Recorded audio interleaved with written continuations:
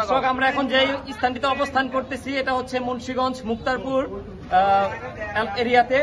এখানে বৈষম্য ছাত্র আন্দোলনে এখন সারা দেশে আইন শৃঙ্খলা বাহিনী মাঠে নেই।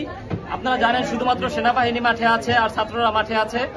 পুলিশ বা অন্যান্য সংস্থা কেউ মাঠে নেই। ছাত্ররা এখানে ট্রাফিক যে নিয়ন্ত্রণ, সেই নিয়ন্ত্রণটি করার জন্য রাস্তায় ছিল। তাদের কাছে গোপন সূত্রে ছিল যে মাদক ব্যবসায়িকরা কুমিল্লা থেকে এই মুন্সিগঞ্জের উদ্দেশ্যে গাঁজা নিয়ে, মাদক নিয়ে আসতেছিল। এই যে আপনারা যে দুইজন লোক দেখতেছেন, এই যে একজন লোক, এই যে একজন লোক, এই দুজন লোককে আটক করেছে কারা? ছাত্ররা।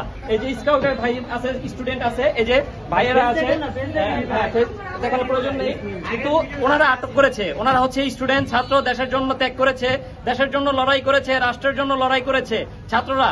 কিন্তু মাদক ব্যবসায়িকরা এই সময়টার মধ্যে একটা সুযোগকে পুঁজি করিয়ে, সময়কে পুঁজি করিয়ে মাদক ব্যবসায়িকরা এই সময় পুঁজি করেছে কি?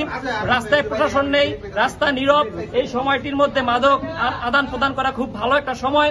এই সময়টিকে পুঁজি করে তারা এই কাজটা করতে গিয়ে ছাত্রদের কাছে অবশেষে আটক হয়। ছাত্ররা তাদের আটক করে এখন আপাতত এখানে বদ্ধ অবস্থায় রেখেছে। তাদেরকে সেনাবাহিনীর হাতে তুলে দেবে। তারা একটা প্রাইভেট কারে এই গাঁজা নিয়ে আসছে আপনার কুমিল্লা দাউদকান্দি থেকে। কত কেজি গাঁজা নিয়ে আসছো তোমরা? কথা বলো, কথা বলো।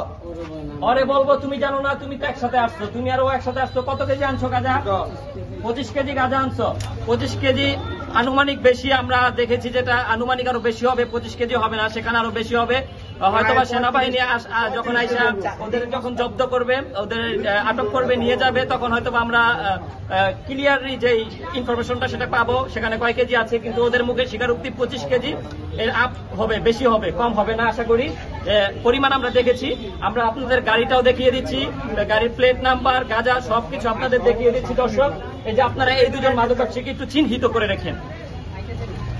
যে গাড়িটি জব্দ করতে, যে গাড়িটির ব্যাপারে কথা বলছিলাম, সেই গাড়িটি হচ্ছে এই প্রাইভেট কার। এটা জব্দ করতে অনেক কষ্ট হয়েছে, ছাত্ররা অনেক ত্যাগ স্বীকার করেছে।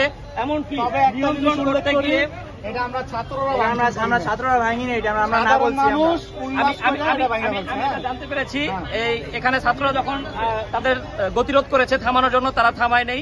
তারা বরঞ্চ ছাত্রদের গায়ের উপর দিয়ে গাড়ি চালিয়ে নেওয়ার জন্য প্রস্তুত নিয়েছিল।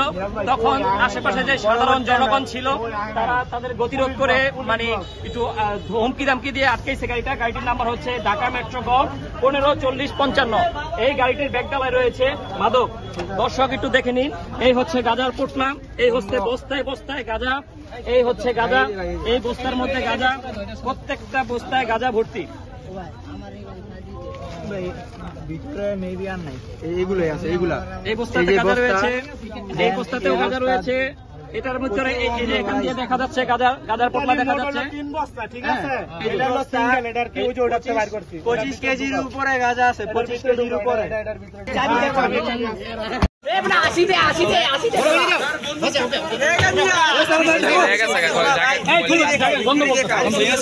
স্যার, এগুলো বড় লাগবো না, এইভাবে ডাইরেক্ট ঢুকাই দেন।